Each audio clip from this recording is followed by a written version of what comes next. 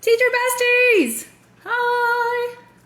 It's Friday, y'all. Let's go! I know you guys are pumped. It is Friday, the day. And the best time of Friday, which is Friday at nighttime. Yay! Coming at you a little later than usual, but why not? Maybe more of you are out of your teacher brain and at home relaxing, and you can join in live with me.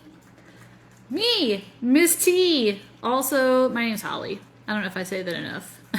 I was going on the Miss T thing because my teacher name is Miss Talbert, and for some reason kids had a hard time saying Talbert or just remembering it. So I became Miss T pretty fast. And that's where Talbert's Curriculum Corner came from. Because that's my last name. So, y'all, we made it. That's all I got to say. I made it, you made it, cheers. Friday. I'm going real basic today. Don't even care. It's a Mick Ultra kind of day. I'm here for it. I hope you're here for it. I had some Vizzies in the fridge and I almost got creative with that, but then I was like, nah. Mick Ultra. It honestly hit the spot. It's pretty good. Nice and cold. Neutral, watered down beer flavor. The best. I had a tickle in my throat. So teacher besties, I am back in like my original spot of doing these videos in my kitchen. No real reason other than I'm cooking a pizza and I have to wait for the timer to go off. So I was like, let's go live. Let's do this. You can see from the title of this live that I actually am going to be talking about getting creative ideas and creative juices flowing for when you're writing lesson plans. And the reason I'm talking about that is because I got a question in. I don't see anybody on right now, so she may not be on here, but I got a question sent in from my Instagram story yesterday where I was asking like if anyone had any teacher questions that they wanted me to talk about live today, and here we are. So I prepared to answer her question. So she asked like how do you get excited and creative juices flowing for planning lessons? But this was actually a really good question because I can think back to many times when on Sunday night I sat down at the computer to like type out my lesson plans and I was like, first of all, I don't want to be working on a Sunday. Second of all, lesson plans submitted to admin is stupid because I tried to make them pretty valid where that like whatever I put on there was generally what I was doing, but I put like really basic stuff on my lesson plans as I hated turning them in. I was like, I want to make a plan for myself. I don't want to fill out all these little boxes of stuff that doesn't even matter. Like, I know what we're doing in my head. So I would make a plan for myself, and it kind of followed the same one, but with like less, less stuff on it. It was just stuff that made sense to me. And I understand that, like, if someone's going to sub for your class or whatever, then you need to have different lesson plans, but admin lesson plans? Anyways, I just got on a little tirade on that. My bad. But it's really hard to write good lesson plans and come up with creative and fun ideas of stuff for your kids. First of all, when you're having to do it and it's just not fun because you're working on the weekend, you're working at night, like whatever. It's hard. I know. 2, if you're having to like come up with stuff and you just feel like drained. If you're tired, like beat down, and you're like, I don't want to. It's hard. It's really hard. Now for me, the making activities, the writing lessons, not the plan itself necessarily, but the creating of like project directions, project rubrics, activities, worksheets. Like, a lot of the stuff I used in the classroom was stuff I made. Like, I would take HMH, literature unit, textbook stuff. I would take, Sadlier vocabulary. I would take grammar for writing. Is that Sadlier? I don't remember. Whoever makes that one. I would take from all these different textbook resources, take from the internet, whatever. And I would just, like, kind of smoosh it all together and, like, make something that I felt like made sense for my students. And stuff that would excite me, it would excite them, and just make it better. Because, you're not going to walk into class on Monday and you might have to, but nobody wants to walk in on Monday and be like, open your grammar textbook to page 35. We're going to read the rule for capitalizing, capitalizing proper names of things. Cool. Like, that's super boring. The kids are going to be bored. You're going to be bored. Whatever. So you do have to, kind of come up with things. So how do I do that? How do I plan, activities, the lesson itself and stuff, and make it fun for me and make it fun for the kids? The number one thing, which, yes, requires time and effort, unfortunately, but the number one thing that gets me going is listening to podcasts, reading teacher blogs, y'all. Ever since way back when I taught third grade, that was, I don't even know, 15 years ago. One summer, I literally spent an entire summer reading third grade teacher blogs and getting so many cool ideas and I'm feeling myself be excited because I was like, oh, that's an awesome idea. I could totally use that. Actually, last week, I'll have to find whoever's blog this was, but I found a teacher blog that had information about teaching decoding, which, because I was trained to teach middle school ELA, I had zero college experience at classes or training of any kind about teaching kids decoding, because I guess when they get to middle school, they're just all supposed to magically know how to read. Anyways, I'm tutoring these kids and reading, and I found a blog where this teacher was showing a new way to teach decoding words, and I was like, oh, this is awesome. And I felt it. I felt the passion. I felt excited. I could not wait for my next tutoring session where I could try out these new things that I found. So I definitely encourage anyone who gets stuck in a rut doing lesson planning to go online. You could just type it into Google. Be like, what are you trying to plan? I'm trying to plan a unit on capitalization. Capitalization, middle school ELA. Or if it's a certain grade, capitalization 8th grade ELA. Just type that in and you'll just get mountains of Teachers Pay Teachers resources, blogs, podcast episodes. You're going to find all kinds of stuff. And it's going to be great. And most of it is good, honestly. And hopefully you'll find an idea and it doesn't have to be overwhelming. Don't make it into a whole thing that you have to change your whole life as a teacher. But find one thing that you could try with your class that seems like it would be fun. That's number one. Because y'all, legit, I'm pretty sure I built my third grade classroom. I wish I knew this lady's name. But she had the most amazing class economy, and I copied it like crazy. She had free dollar bill things and job sign up sheets, and oh my gosh, y'all, it was amazing. And the kids loved it. I did it for 2 years. I taught third grade for 3 years. First year, I didn't know what the hell's bells I was doing. The second 2 years, after I was on blogs and stuff, I was tearing it up. Everybody, I got teacher of the year my third year teaching in the classroom because I was just doing all the things. It was awesome. But that class economy, shout out to that lady. I wish I could find you and I knew who you were. But it was awesome. So find good blogs. That's my number one. Oh, and YouTube videos, of course. A lot of people do that now. Another thing, it depends on the school setup that you're in.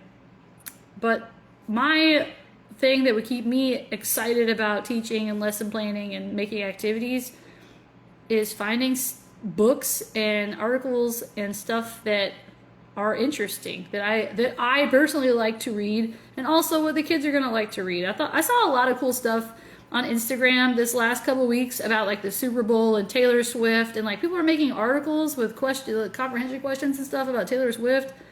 Yo, that's pretty legit. Although I'm wondering now if the kids are probably tired of adults talking about Taylor Swift, and they're like, okay, no, can we move on from this? Because all the grown-ups are obsessed with Taylor Swift now.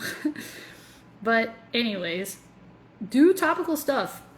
I'm telling you, if I could marry a magazine, it would be Scope magazine. Oh, Scope magazine, I used to use it all the time because it would have all the coolest stuff. It would have just topical articles that the kids would get interested in. So good. So find resources that you're going to be passionate about. I taught for 12 years, all 12 years in Catholic schools. So they were also very small. Sorry, I need my beer again. They were very small Catholic schools. Which, if you don't know this, that means there's probably only one teacher. So as I was talking about like the third grade thing, I was the only third grade teacher in my school. So I had to kill it. And I could ask the fourth grade teacher for advice or the second grade teacher for advice, but they weren't teaching the same content as me. It was similar-ish, you know how that goes, the building upon the prior knowledge and whatnot, but it's not the same. So I buckled down. I had to learn how to do it. I had to find cool ways to engage the kids. I had to find ways. So Catholic schools, small. What that also means is you have full direction on what you want to do, which is overwhelming too. So that's why I spent a lot of my time. 5 years I taught middle school ELA, 6th, 7th, and 8th grade in one day. I'd have 2 classes of each grade. And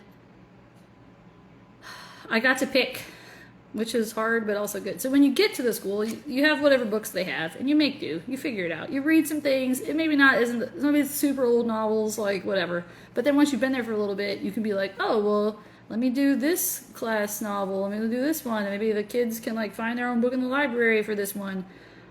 So I got to pick, y'all. That was honestly the best part about teaching in Catholic school for me personally, was getting to choose. I got to choose. I got to pick my own curriculum. I got to cut and paste it, like I mentioned earlier, and just like moosh it into how I wanted it to be. And I also got to pick like any novel I wanted to teach the kids. I would read it myself and see if it's good. And if I liked it, I'd be like, oh, next year I'm putting this one in 7th grade, or I'm going to do this one with 8th grade.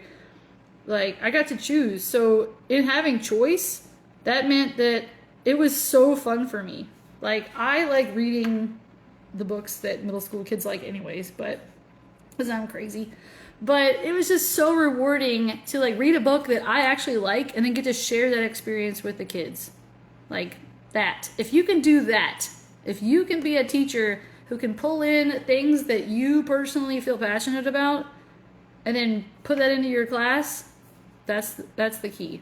That's where you find the creativity. Like right now, I'm actually rewriting a Teachers by Teachers resource I have. It's a Civil War literature unit project.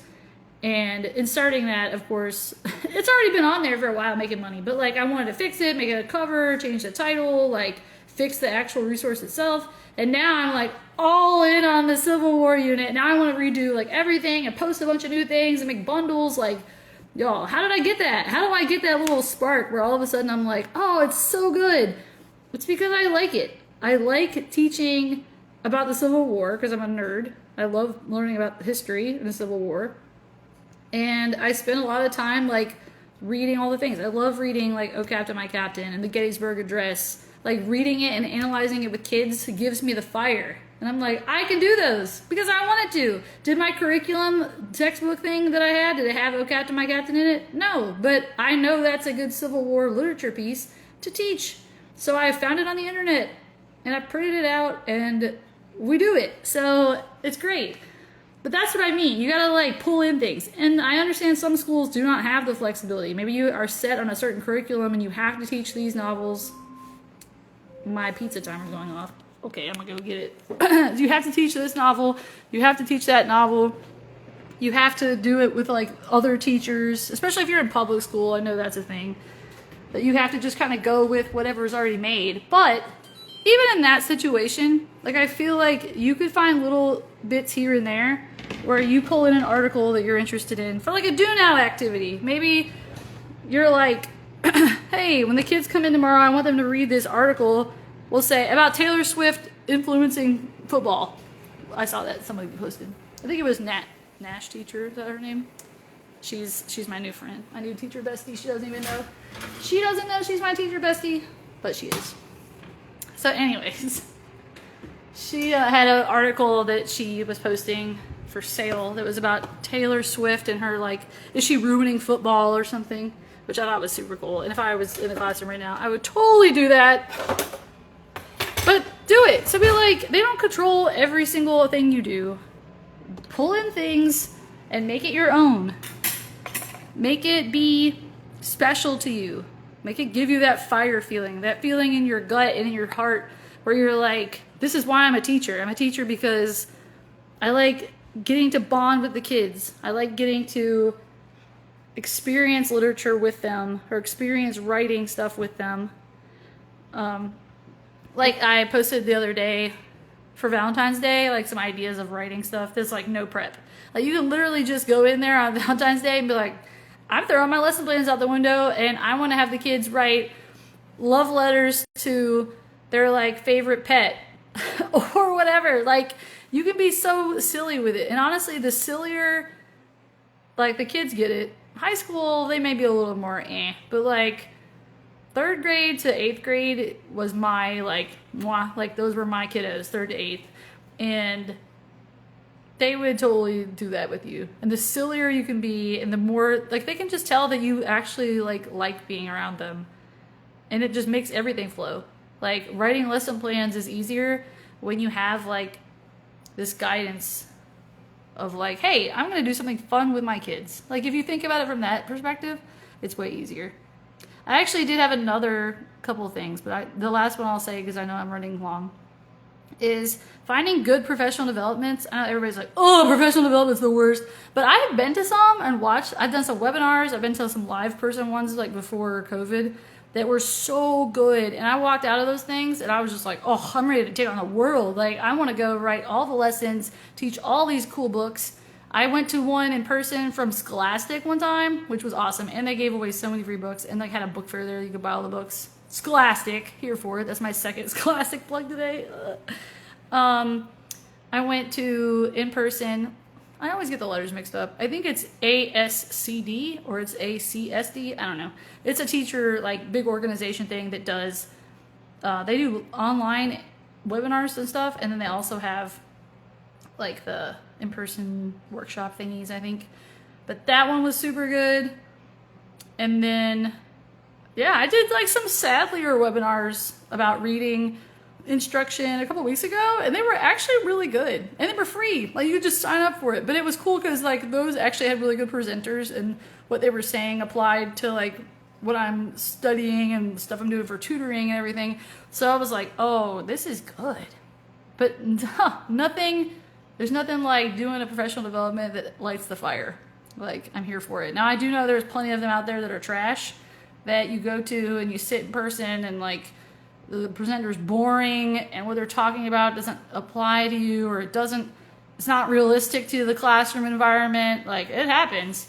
But if you can find some good ones, that will also help you be just more creative and more feeling writing lessons for your classes. So I hope you guys got something out of my live today, and I'll message my friend. She didn't make it on here, but my teacher Bestie that sent me the question, I'll message her back and make sure that she gets all the information that I shared, plus some more maybe. Maybe I'll write a blog post about this. I should probably write more blog posts so I can help out, like a backwards way of paying it forward to that lady that saved me as a 3rd grade teacher and taught me about classroom economies. Badass. So good. All right, teacher besties. I'll see you next time. Bye.